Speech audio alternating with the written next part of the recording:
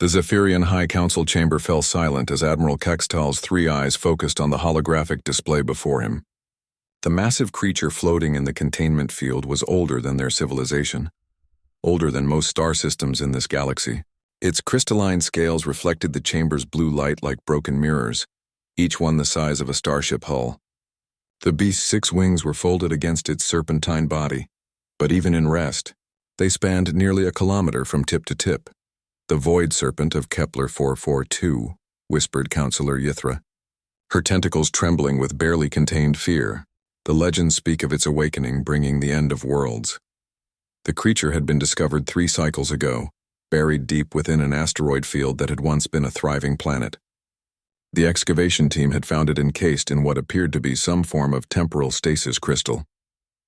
Against all wisdom and protocol, the Council had authorized its extraction and transport to their most secure research facility, orbiting Zephyr Prime. Dr. Vexnor, the lead xenobiologist, cleared his throat nervously. "Honorable Counselors, our scans indicate this entity predates any known civilization by at least 50 million standard years. The energy readings are unlike anything in our databases. When we attempted to take tissue samples, our most advanced cutting tools simply stopped working.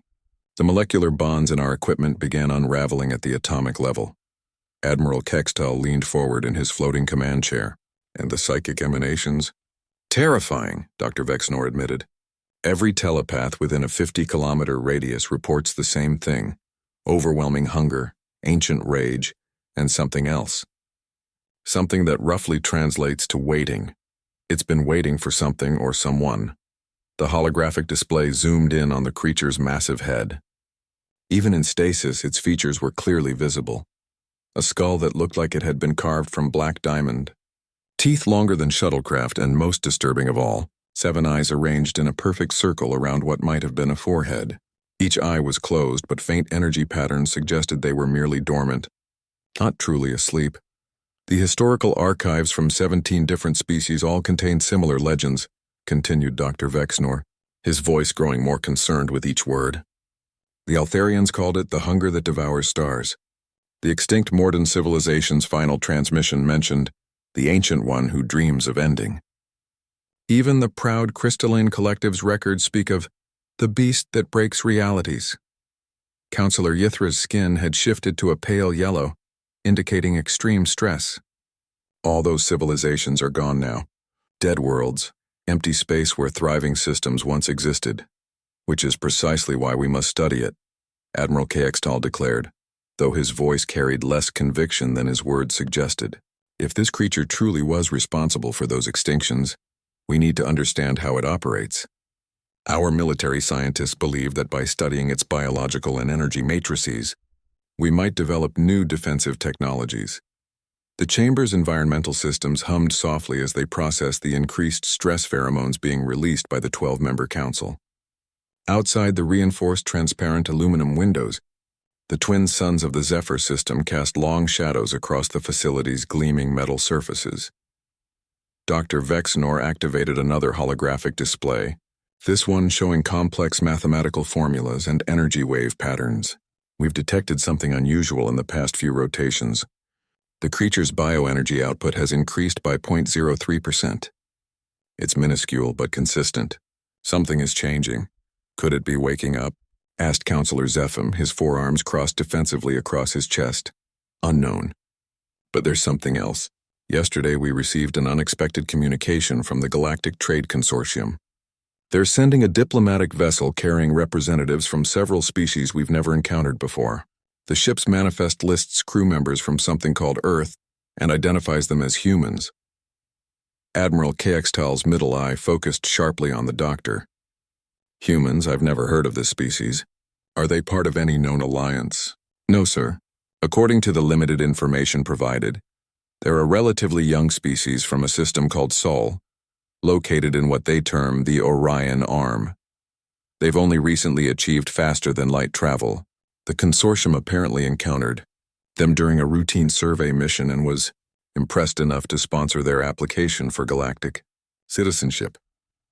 The council chamber's main display switched to show an incoming vessel's profile. It was small compared to Zephyrian ships, with an unusual design that seemed to prioritize function over the elegant curves favored by most spacefaring civilizations. The hull appeared to be composed of some primitive metal alloy, but the ship's energy signature suggested surprisingly advanced propulsion systems. They specifically requested permission to observe our archaeological discovery, Dr. Vexnor continued. The Trade Consortium's message indicated that humans have a particular interest in what they call ancient mysteries and xenoarchaeology. Counselor Yithra's tentacles writhed with agitation. Absolutely not. We cannot allow unknown aliens near something this dangerous. What if their presence somehow triggers the creature's awakening? With respect, Counselor, Admiral Keekstal interjected, we cannot afford to make enemies of potential allies. If these humans are backed by the Trade Consortium, they must possess some value. Besides, fresh perspectives might provide insights our own scientists have missed. The debate continued for nearly an hour, with various council members arguing about security protocols, diplomatic necessities, and scientific ethics. Finally, a vote was called. By a margin of 7-5, the council approved the human visitation request, though with strict limitations and constant security monitoring. As the session concluded and the councilors began filing out of the chamber, none of them noticed the subtle change in the holographic display showing the Void Serpent. For just a moment, barely perceptible unless one was looking directly at it, one of the creature's 7 eyes had opened a fraction of a millimeter before closing again. Deep within the containment facility, automated sensors recorded a microscopic energy fluctuation, but the readings were so small they fell within normal variance parameters. The duty officer glanced at his monitoring station, noted nothing unusual, and returned to his routine reports. The creature that had devoured civilizations and broken realities continued its patient wait, while somewhere in the darkness between stars, a small human ship adjusted its course toward Zephyr Prime. The convergence that would reshape the galaxy had begun, though none of the participants yet understood their roles in the ancient drama about to unfold. The human diplomatic vessel Endeavor docked at Zephyr Prime's orbital platform with what Admiral Extol could only describe as enthusiastic clumsiness. The ship's pilot had apparently misjudged the docking sequence twice, requiring assistance from station traffic control. When the airlock finally sealed, Kekstal wondered if allowing these primitives aboard had been a terrible mistake. His concerns only deepened when the human delegation emerged. They were bipedal mammals, roughly 2 meters tall with pale pinkish skin and what appeared to be fibrous growths on their heads. Most disturbing were their eyes. Only 2 of them, positioned inefficiently on the front of their faces, providing limited field of vision. How had such a poorly designed species achieved spaceflight? The delegation consisted of 5 individuals, but Keekstal's attention immediately focused on the smallest member of the group. While the other humans wore practical dark-colored clothing that seemed appropriate for space travel, this one stood out dramatically. She appeared to be a juvenile female with bright yellow fibrous head growth and wore what could only be described as colorful civilian attire, completely unsuited for a diplomatic mission. "Greetings, Admiral Kekstal," said the apparent leader, a tall male human with graying head fibers. "I'm Ambassador Harrison representing the Sol system. Thank you for allowing us to observe your archaeological project." Kekstal performed the traditional Zephyrian greeting gesture, touching his 3 primary arms to his chest. "Welcome to Zephyr Prime, I must admit. Your species' interest in our discovery is unexpected." The blonde female human had wandered away from the group and was pressing her face against the observation window, staring out at the research facility. "Is that where you're keeping it?" she asked, her voice carrying a strange musical quality that seemed to resonate oddly with the station's atmospheric processors. "Dr. Sarah Chen, please maintain proper diplomatic protocol," Ambassador Harrison said with obvious embarrassment. "She's our xenoarchaeology specialist, but she's enthusiastic about her work." Dr. Chen turned around and Kekstal was startled to see that her eyes were an unusual blue color, almost matching the energy frequencies they detected from the Void Serpent. "Sorry, Ambassador, but this is incredible. The energy readings I'm picking up from here are unlike anything in human databases. Whatever you found, it's old. Really, really old." Dr. Vexnor, who had joined them for the tour, tilted his head curiously. "You can detect energy readings without instruments?" "Something like that," Dr. Chen replied vaguely, already moving toward the transport platform. Can we see it now, please? The journey to the containment facility took 30 minutes aboard a high-speed shuttle. During the flight, Dr. Chen peppered Dr. Vexnor with questions about the discovery site, the extraction process, and the containment protocols. Her enthusiasm was infectious, and even Kextal found himself warming to her obvious passion for ancient mysteries. "The stasis crystal you described," Dr. Chen said as they approached the facility. "Can you show me the residual fragments?" Dr. Vexnor activated a portable holographic projector, displaying three-dimensional scans of the crystal matrix they'd found surrounding the creature. Dr. Chen studied the patterns with intense concentration, occasionally asking for different angles or magnification levels. "Fascinating," she murmured. "This isn't a natural formation. Someone or something deliberately placed the creature in temporal suspension. The crystal lattice shows clear signs of intentional engineering. But the technology is far beyond anything I've seen before." The shuttle docked at the containment facility's visitor bay, and the group was escorted through multiple security checkpoints. Each scan revealed that the humans carried no weapons and posed no obvious biological threats, though the security system seemed oddly confused by Dr. Chen's bio-readings. "Is your colleague ill?" Dr. Vexnor asked Ambassador Harrison quietly. "Our medical scanners are detecting unusual neural activity patterns. Sarah's always been unique," the ambassador replied diplomatically. "Her brain works differently than most people's. It's part of what makes her so good at her job." They finally reached the observation deck overlooking the main containment chamber. The void serpent hung suspended in the center of a massive spherical room, held motionless by interlocking energy fields that required 3 fusion reactors to maintain. The creature's crystalline scales caught and reflected the observation deck's lights, creating shifting patterns that hurt to look at directly. The other humans gasped in amazement and fear, but Dr. Chen simply stood quietly, staring at the ancient beast with an expression Kextal couldn't interpret. Minutes passed in silence as she studied every detail of the creature's massive form. "How long has it been contained here?" she asked finally. 17 rotations since extraction," Dr. Vexnor replied. "We've maintained constant monitoring, but there's been no significant change in its status." Dr. Chen nodded slowly, then did something that made every security officer in the facility reach for their weapons. She placed her palm against the containment chamber's transparent aluminum viewing panel and closed her eyes. "Dr. Chen, please step away from the barrier," Admiral Kextal commanded, but she either didn't hear him or chose to ignore the order. The facility's monitoring systems immediately began registering energy fluctuations. Nothing dramatic, but definitely outside normal parameters. The containment field's harmonic frequency shifted by a barely perceptible amount. "It's dreaming," Dr. Chen said softly, her eyes still closed. "It's been dreaming for so long, trapped between sleeping and waking. It's lonely." "That's impossible," Dr. Vexnor protested. "Our telepathic specialists detected only hunger and rage." "They weren't listening carefully enough," Dr. Chen replied, finally opening her eyes and turning away from the window. "This creature isn't evil or destructive by nature. It's a guardian of some kind, but something went wrong a long time ago. It was forced into sleep to prevent a catastrophe. Admiral Kextal's security training made him deeply uncomfortable with the entire situation. Dr. Chen, I must insist that you explain how you could possibly know any of this." She looked at him with those unsettling blue eyes, and for just a moment Kextal felt as though he was looking into something far older and deeper than any young human should possess. "Because it's trying to wake up," she said simply. "And I think it's been waiting for someone who could understand what really happened to the civilizations that disappeared. They weren't destroyed, they were saved. But the cost was enormous."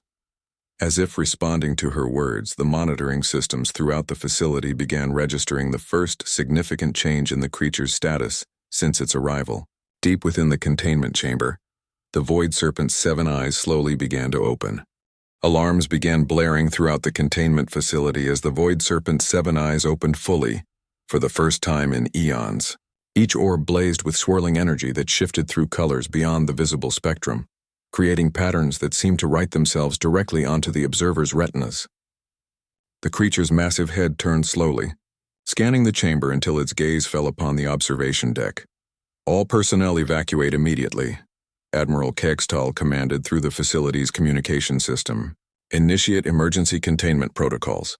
The human diplomatic team backed away from the viewing window, except for Dr. Chen, who remained perfectly still as 7 ancient eyes focused directly on her. Energy readings throughout the facility spiked beyond the monitoring equipment's ability to measure accurately. "Sarah, get away from there," Ambassador Harrison shouted. But his words seemed to fade into background noise as something far more profound began to happen. The void serpent's mouth opened slightly, revealing teeth that gleamed like polished obsidian. When it spoke, the words bypassed the ears entirely, resonating directly within the minds of everyone present. The voice was vast and layered like the sound of dying stars and the whisper of solar winds.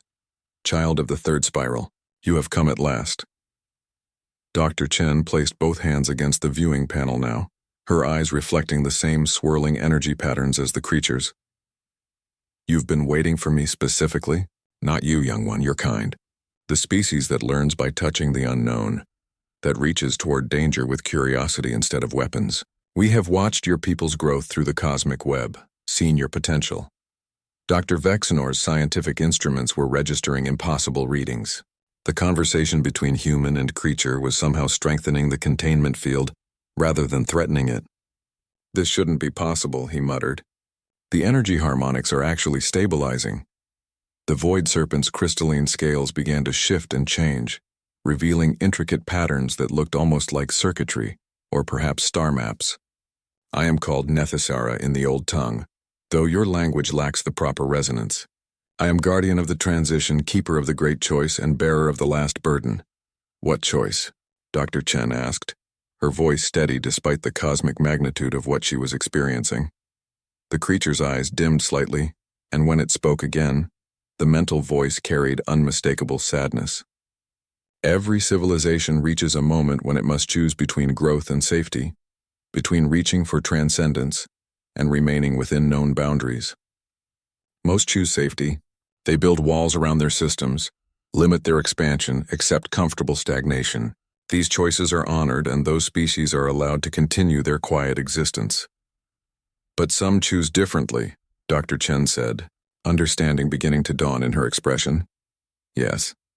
Some choose to reach beyond the veil, to touch the fundamental forces that bind reality together. When they do, they risk breaking the barriers that separate dimensions, potentially allowing entities from outside our reality to enter and consume everything that exists." Admiral Cakestall found his voice, though speaking to the creature felt like addressing a force of nature. "The civilizations that disappeared, they made this choice?" "They succeeded too well," Nethysara replied, and the observation deck's lights flickered as emotions bled through the psychic connection. The Altharians opened a gateway to the space between spaces. The Morden learned to manipulate the quantum foam that underlies all matter. The crystalline collective discovered how to exist in 17 dimensions simultaneously. "And you stopped them," Dr. Chen said softly. "I saved them. When their experiments threatened to tear holes in reality itself, I used my nature as a being that exists partially outside normal space-time to relocate their entire civilizations to pocket dimensions where they could continue their research safely. But the process required great sacrifice. The facility's monitoring systems showed that the creature's energy output was increasing steadily, but instead of threatening the containment systems, it seemed to be integrating with them, making them stronger and more efficient. The sacrifice was you, Dr. Chen realized. Each time you saved a civilization, you became more removed from normal reality. You've been trapped between dimensions for millions of years. The burden grows heavier with each rescue. I exist now more in the spaces between spaces than in your reality. Soon I will no longer be able to return at all. That is why we watched your species so carefully. Humanity stands at the threshold of the same choice that faced those ancient civilizations." Dr. Vexenor's equipment registered a subtle shift in the facility's dimensional stability. "Dr. Chen, your people's technology is still relatively primitive. Surely you're not close to threatening dimensional barriers." Dr. Chen turned to look at the Zephyrian scientist, and for a moment, her expression seemed far older than her apparent age. "You'd be surprised what humans can accomplish when we set our minds to something. We've already started experimenting with quantum entanglement communication, dimensional phase manipulation, and consciousness transfer protocols. We're maybe 50 years away from the same breakthroughs that triggered the crisis for those other species. But humans are different," Nethysara continued, And there was something almost like hope in the creature's mental voice. Other species reach toward transcendence to escape their limitations. Humans reach toward it to help others. You explore not for personal glory, but because you believe knowledge should be shared. You seek to elevate not just yourselves, but every species you encounter. Ambassador Harrison stepped forward, finally finding his diplomatic voice. What exactly are you asking of us? The Void Serpent's massive head turned toward him, but the creature's attention remained focused on Dr. Chen. I am dying, human ambassador. Each dimensional transition has cost me more of my essence. Soon there will be no guardian to watch over the next species that reaches too far. When that happens, and it will happen, reality itself may be torn beyond repair. You want us to take your place, Dr. Chen said, the pieces finally falling into position, to become the new guardians. Not to take my place, young one. To stand beside me. Humanity has a gift that no other species has demonstrated. The ability to find solutions that preserve both progress and safety. Where others see only the choice between stagnation and destruction, humans consistently discover third options. The facility's environmental systems hummed more quietly now, as if the very air had become more stable in the creature's presence. Outside the observation windows, the twin suns of Zephyr seemed to shine more brightly. What would this partnership involve? Dr. Chen asked, though something in her tone suggested she already knew the answer would change everything. Nethisara's crystalline scales began to pulse with a gentle rhythm, like a heartbeat made of starlight. The energy emanating from the creature shifted from the chaotic patterns that had alarmed the facility's sensors to something more organized, almost musical in its complexity. The partnership would require a human to bond with my essence, the Void Serpent explained, its mental voice taking on a teaching quality, one who can withstand existing partially outside normal space-time while retaining connection to your reality. The chosen individual would become something new, part human, part cosmic guardian, capable of monitoring the dimensional barriers and intervening when necessary. Dr. Chen nodded slowly, as if she'd been expecting this answer, and the human would have to be someone with unusual neural patterns, someone whose brain already processes information differently than most people. Absolutely not, Ambassador Harrison interrupted. Dr. Chen, I cannot allow you to even consider this. We have no idea what such a process would involve or whether it would be reversible. It would not be reversible, Nethisara confirmed. The bonded human would live far beyond normal lifespan, but they would become increasingly removed from their original species. However, they would retain the ability to guide and protect not just humanity, but all species that reach toward transcendence. Admiral Kextel had been monitoring the conversation through his communicator with the Zephyrian High Council. Their response was immediate and predictable. The Council has instructed me to oppose this plan. We cannot risk destabilizing our reality based on the word of a creature that has destroyed entire civilizations.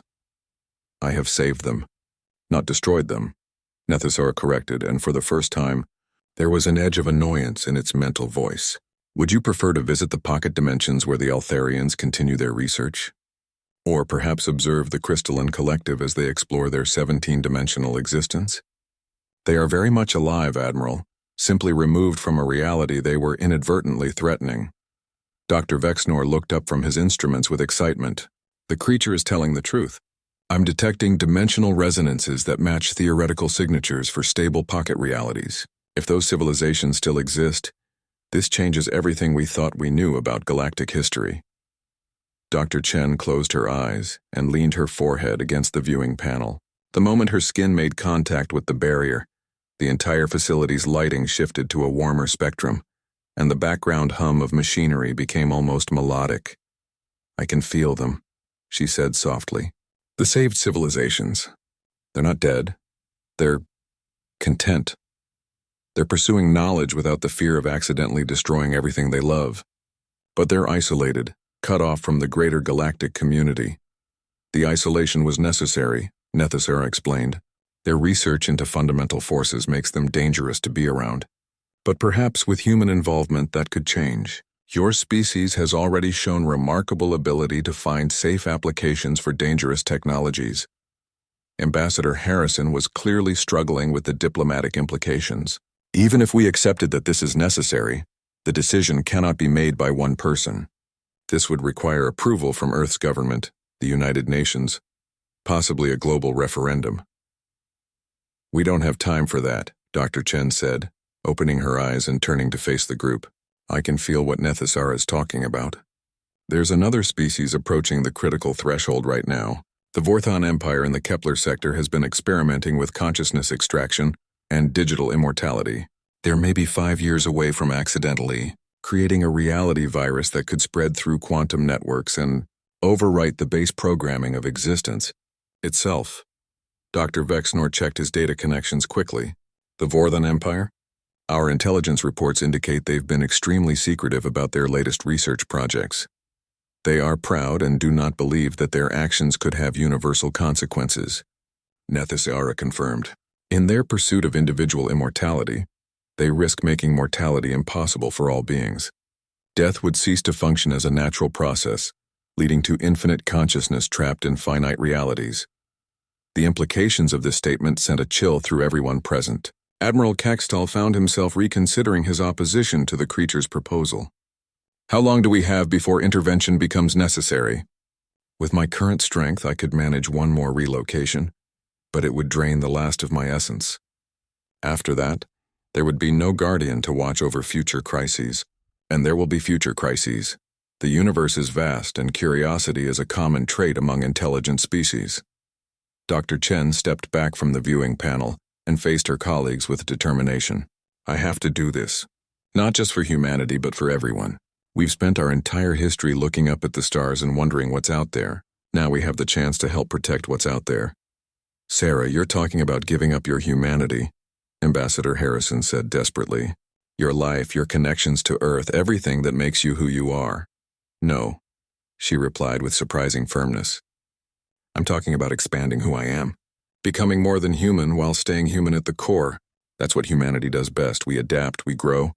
We find ways to be more than we were without losing what made us special in the first place. The facility's monitoring systems registered another shift in the Void Serpent's energy patterns. Nethasara was beginning to move within the containment field, its massive form coiling in preparation for something significant. The bonding process would not erase your humanity, Dr. Chen.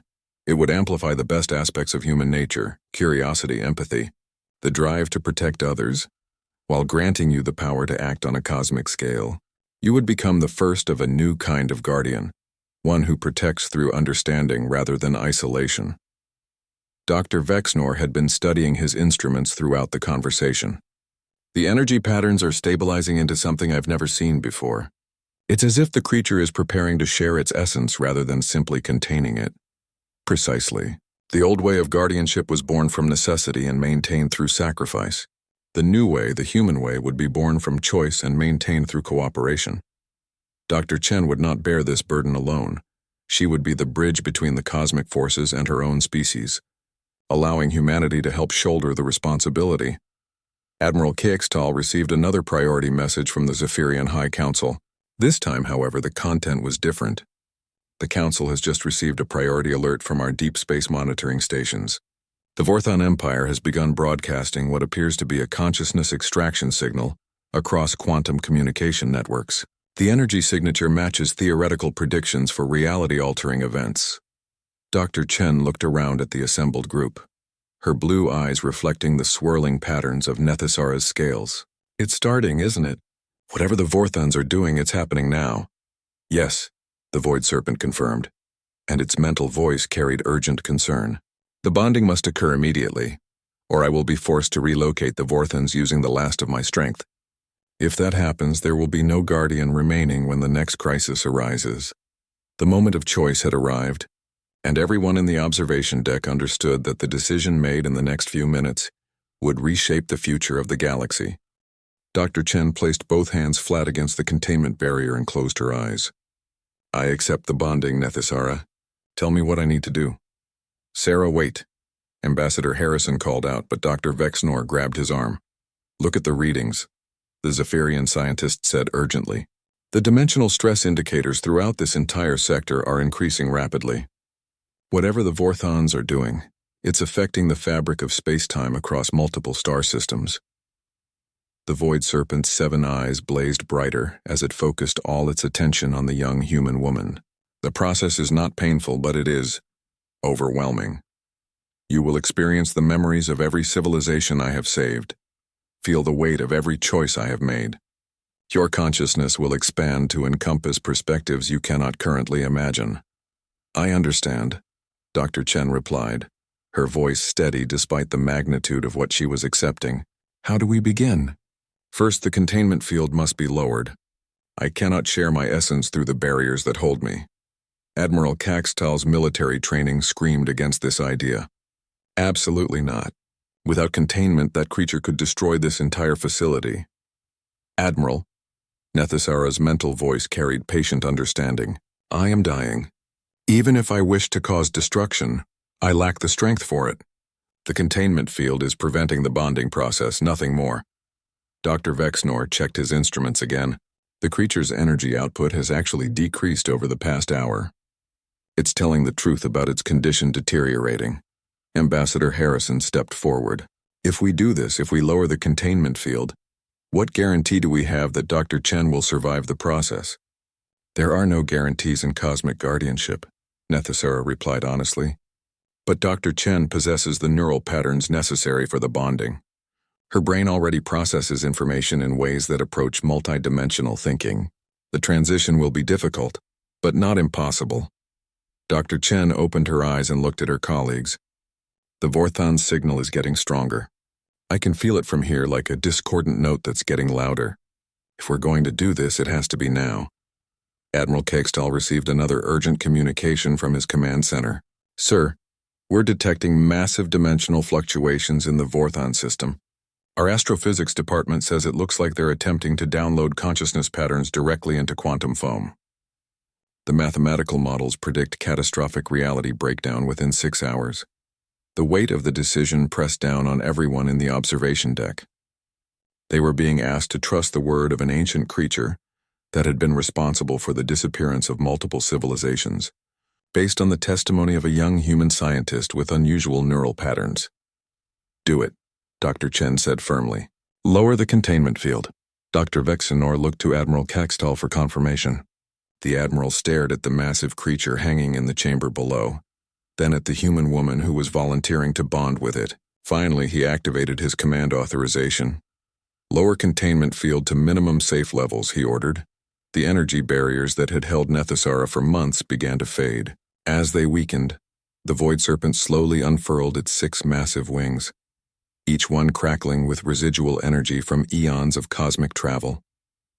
The creature's true size became apparent. It was larger than most starships, a being of crystalline scales and impossible grace. Dr. Chen, place your hands against the chamber wall and open your mind to mine. Do not resist what you experience, but do not lose yourself in it either. Remember that you are human, and that humanity is your anchor to this reality. Dr. Chen pressed her palms against the transparent aluminum wall. The moment her skin made contact, the entire facility was flooded with harmonious energy patterns that turned the harsh industrial lighting into something approaching natural sunlight. The bonding began slowly.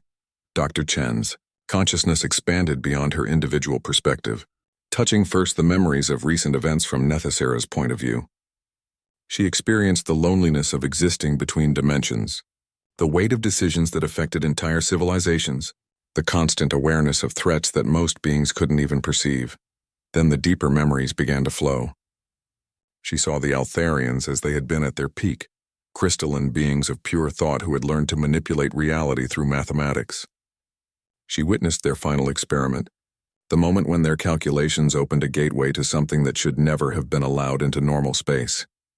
She felt Nethasara's desperate decision to relocate the entire Altharian civilization to a pocket dimension, along with the terrible cost of that action. Part of the Void Serpent's essence had been left behind in that other reality, making it slightly less anchored to normal space-time. The memories continued. The Morden and their attempt to exist as pure energy beings. The crystalline collective's discovery of 17-dimensional mathematics. Dozens of other species that had reached too far and required salvation through isolation. But as Dr. Chen experienced these memories, she also began to understand something that Nethasara itself might not have fully realized. Each relocated civilization hadn't just been saved. They had continued to evolve in their pocket dimensions. They had found solutions to the problems that had threatened reality, ways to safely pursue transcendence without risking universal destruction. They've learned, she gasped, speaking aloud as the bonding process intensified. The saved civilizations, they've developed safe methods for dimensional research. We don't have to keep isolating species. We can teach them what the others have learned. Impossible, Nethasara replied, but there was hope mixed with the doubt in its mental voice. The knowledge they have gained is too dangerous to share with species still anchored in normal reality. Not if there's a bridge, Dr. Chen said, her consciousness now spanning multiple dimensional perspectives, while still maintaining her human core. Someone who can exist in both realities, who can translate the advanced knowledge into forms that won't threaten dimensional stability. The facility's monitoring systems registered something unprecedented. The bonding process was not just transferring Nethasara's essence to Dr. Chen. It was creating something entirely new. A hybrid consciousness that combined the Void Serpent's cosmic awareness with human adaptability and problem-solving capability. As the transformation reached its climax, Dr. Chen began to glow with the same energy patterns as Nethasara's scales. But instead of the ancient creature's alien beauty, she retained her human appearance while gaining eyes that reflected the depths of space itself. "It is done," Nethasara said, and its mental voice now carried profound relief. "You are no longer fully human, Dr. Chen, but you have not ceased to be human. You are something new, a guardian who protects through connection rather than separation."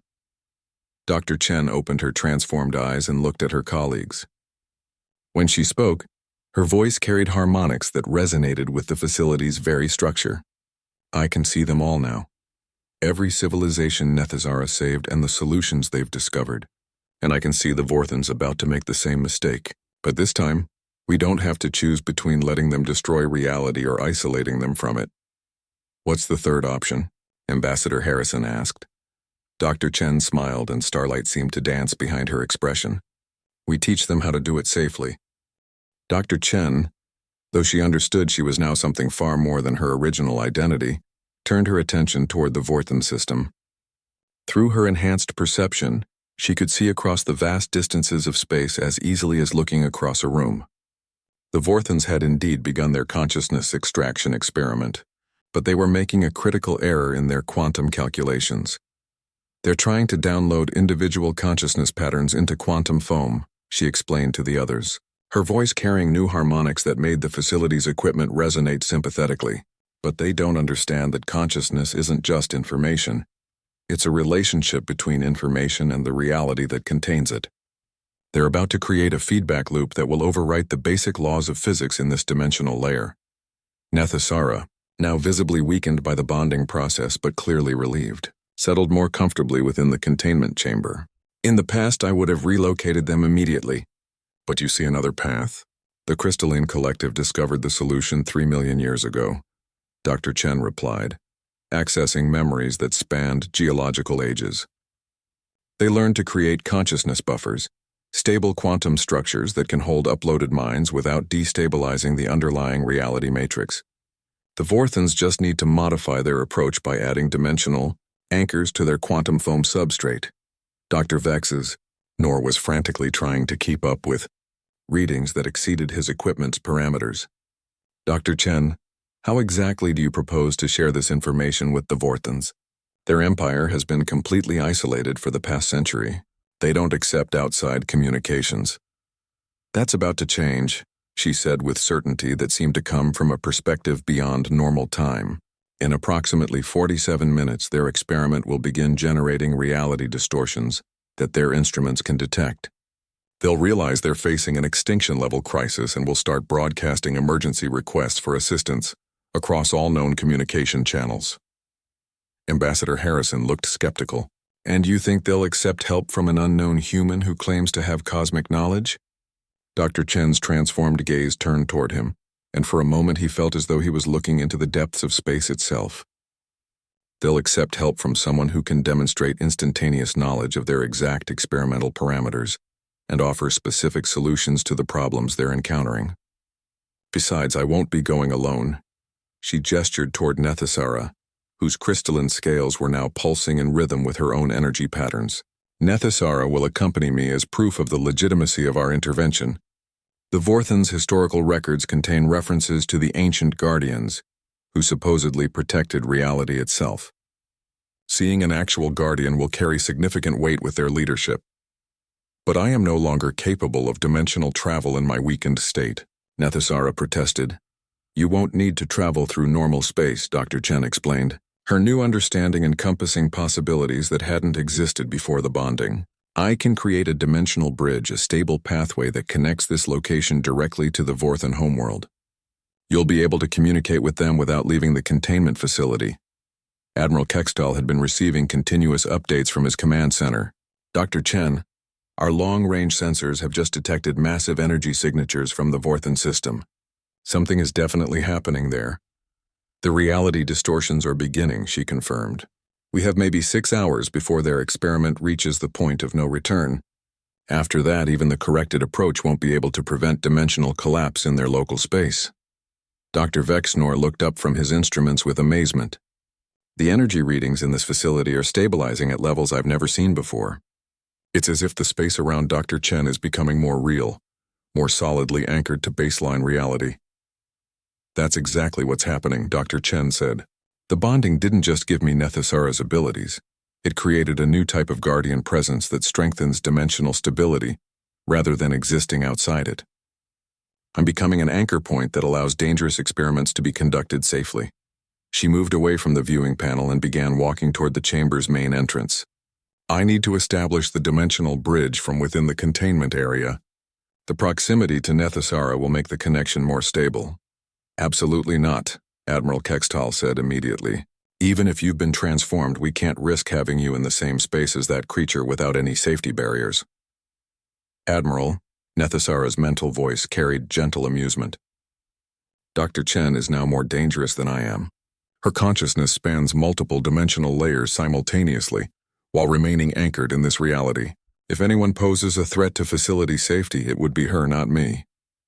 Dr. Chen paused at the chamber entrance. Nethysara is right. The transformation has made me something unprecedented, a being who can safely interact with cosmic forces while remaining fundamentally connected to normal space-time. I'm not just protected from dimensional threats. I'm actively protective against them. Ambassador Harrison stepped forward. Sarah, Dr. Chen, what you're describing sounds like you've become something that our governments and military leaders will see as either a savior or an existential threat. How do we handle the political implications of this transformation? She turned to face him, and her expression carried both infinite compassion and cosmic perspective. By proving that the goal isn't power over others, but protection for everyone. The Vorthans will be the first test, but they won't be the last. Every species eventually reaches the threshold where their technology could accidentally damage reality itself. Instead of waiting for crises and responding with isolation, we can now teach them how to pursue transcendence safely. The facility's main doors opened, and Dr. Chen entered the containment chamber. The moment she crossed the threshold, the entire space filled with harmonious energy that made the air itself seem to sing. Nethysara lowered its massive head toward her, in what could only be described as a gesture of respect. Welcome, Guardian, the Void Serpent said. What was once my burden alone is now our shared responsibility. Dr. Chen reached out and placed her hand against one of Nethysara's crystalline scales. The contact sent waves of coordinated energy throughout the facility, and suddenly the monitoring equipment could display readings from the Vorthan system in real time. They've just detected the reality distortions, she announced to the observation deck. And, yes, they're beginning to broadcast emergency signals. They're asking for anyone with knowledge of dimensional physics to respond immediately. She began the process of creating the dimensional bridge, her consciousness extending across the vast distance to the Vorthan homeworld. For the first time in eons, there would be intervention without isolation, help without exile. Time to show them that the universe doesn't have to choose between safety and progress, she said, as space itself began to fold around her will. The dimensional bridge manifested as a shimmering portal in the center of the containment chamber, its edges crackling with controlled energy that seemed to bend light itself. Through the portal, the observers could see the emergency command center of the Vorthan homeworld, where insectoid beings with chitinous exoskeletons and multiple, Manipulator arms worked frantically at quantum computers. Dr. Chen stepped partially through the bridge while maintaining her connection to the facility. Her voice now carried across dimensional barriers as easily as across a room. Fourth on High Command. This is Dr. Sarah Chen representing the Galactic Guardian Initiative. We're responding to your emergency broadcast regarding dimensional instability. The Vorthon scientists froze in shock. Their leader, identifiable by the intricate scarification patterns on his carapace, approached the portal cautiously.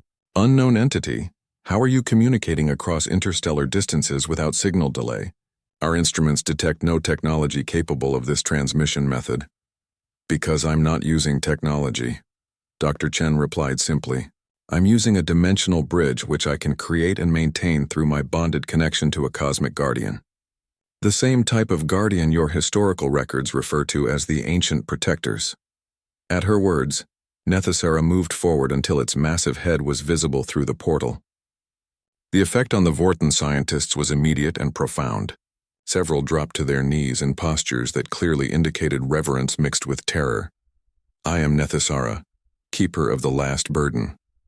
The Void Serpent spoke directly into their minds. Your species stands at the threshold of a choice that has faced many before you.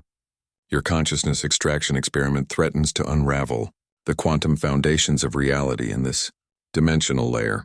The Vorthon leader, who had identified himself as prime researcher Clicthara, struggled to maintain his composure. Ancient Guardian, our calculations show no possibility of dimensional damage. We're simply transferring consciousness patterns to quantum substrate for the purpose of achieving digital immortality. Dr. Chen shared his perception for a moment, allowing him to see their experiment from her cosmic perspective. The experience lasted only seconds, but when it ended, Clicthara's entire body was trembling. By the eternal spiral, he whispered. The feedback loops. We're creating recursive consciousness patterns that will overwrite the basic information structure of space-time itself. Exactly, Dr. Chen confirmed. But the solution isn't to abandon your research. The Crystalline Collective solved this same problem 3 million years ago by developing consciousness buffer matrices that prevent recursive feedback. I can teach you their techniques. She extended her consciousness through the portal, directly interfacing with the Vorthon quantum computers. Her knowledge of 17-dimensional mathematics, gained from Nethysara's memories of the saved civilizations, allowed her to modify their experimental parameters in real time. What you need, she explained as equations began appearing on their displays, is to create dimensional anchors within your quantum foam substrate. Think of consciousness not as pure information, but as a relationship between information and the reality that contains it. By anchoring that relationship to stable quantum structures, you can achieve digital immortality without destabilizing the underlying physics. The Vorthon scientists worked with desperate efficiency, implementing the modifications Dr. Chen provided. As they adjusted their experimental parameters, the reality distortions that had been building throughout their system began to stabilize. This is unprecedented, Nethysara observed to the group on the observation deck. Never before have we been able to prevent a cosmic crisis through teaching rather than relocation. Dr. Chen has achieved something I thought impossible, Ambassador. Harrison watched the proceedings with a mixture of awe and concern. Sarah, what you're doing is incredible, but I have to ask, what are the long-term implications? You're essentially becoming a cosmic teacher, sharing advanced knowledge with species that might not be ready for it. Dr. Chen's attention remained partially focused on guiding the Vorthon modifications while she addressed his concern. That's the beauty of the anchor approach. The knowledge I'm sharing is specifically designed to make dangerous technologies safer, not more powerful. The Vorthons will achieve their goal of digital immortality, but they'll do it in a way that strengthens dimensional stability rather than threatening it. Prime researcher Clicthara looked up from his quantum computer. Guardian Chen, the modifications are complete. Our reality stability indicators are returning to baseline levels. But I must ask, why help us? According to our histories, when species reach this threshold, they simply disappear. Because there's a better way, Dr. Chen replied. The species that disappeared weren't destroyed. They were relocated to pocket dimensions where they could pursue their research safely. But isolation isn't the only solution anymore. By working together, by sharing knowledge responsibly, We can all transcend our limitations without threatening the reality we share. Dr. Vexnor had been monitoring the energy readings throughout the intervention. The dimensional stress indicators for the entire sector are normalizing. Whatever the Vorthans were doing, it's no longer threatening universal stability. Klikthara performed what appeared to be a formal bow. Guardian Chen, Guardian Nethysara, the Vorthan Empire owes you a debt that can never be repaid. Our people will achieve immortality, and the universe remains safe. How can we serve this new Galactic Guardian initiative? Dr. Chen smiled, her transformed features radiating warmth that seemed to transcend species barriers. By doing exactly what you're already doing, pursuing knowledge and growth, but with an awareness of how your actions affect others. And when you encounter other species approaching their own transcendence thresholds, help them find safe paths forward. The age of isolated guardianship is ending, Nethysara added. You are witnessing the birth of a new era, where cosmic responsibility is shared among all species, rather than borne by solitary entities existing between realities. As the immediate crisis resolved, Dr. Chen began to close the dimensional bridge. But before the portal shut completely, she addressed both the Vorthans and her colleagues at the facility. This is just the beginning, she said. There are dozens of species in this galaxy alone who will face similar thresholds in the coming millennia. The Zephyrian Republic, the human colonies, the trade consortium members, all of them will eventually develop technologies that could threaten dimensional stability if pursued carelessly. Admiral Kextal found himself reassessing everything his people had believed about cosmic threats and protection. Dr. Chen, what role do you envision for the established galactic powers in this new paradigm? Partnership, she replied as the portal finally closed. Instead of fearing the unknown, we study it together. Instead of hiding dangerous knowledge, we learn to share it safely. And instead of waiting for crises to develop, we identify approaching thresholds early and provide guidance before intervention becomes necessary. The containment chamber had transformed during the intervention. Where once there had been sterile industrial surfaces and harsh containment fields, there was now something approaching a natural environment. The walls themselves seemed to pulse gently with life-supporting energy, and the air carried a quality that made everyone feel more alert and peaceful simultaneously. Nethysara settled into what appeared to be a more comfortable position, its crystalline scales reflecting patterns that looked almost like star charts. For the first time in eons, I am not alone in bearing this responsibility. Dr. Chen has become something I never imagined possible, a guardian who strengthens others rather than existing in isolation. Dr. Chen approached the observation window where her colleagues waited. Though she had been fundamentally transformed by the bonding process, her smile was recognizably human, warm, slightly mischievous, and full of possibilities, so she said, her voice carrying harmonics that made the entire facility feel more stable and secure. Who wants to help me write the handbook for cosmic responsibility? We're going to need a really good instruction manual if we're going to teach the entire galaxy how to transcend safely. Ambassador Harrison shook his head in amazement. Sarah, 6 hours ago you were a xenoarchaeologist. Now you're talking about reshaping galactic civilization. Actually, she replied with a grin that encompassed both human humor and cosmic perspective, I'm still a xenoarchaeologist. I'm just working with a much bigger dig site now. As the twin suns of Zephyr set beyond the facility's windows, the galaxy's first collaborative guardian began planning humanity's next great adventure, teaching the universe that the choice between safety and transcendence was a false dilemma, and that the real power lay in finding solutions that served everyone. The age of fear had ended. The age of shared cosmic responsibility had begun.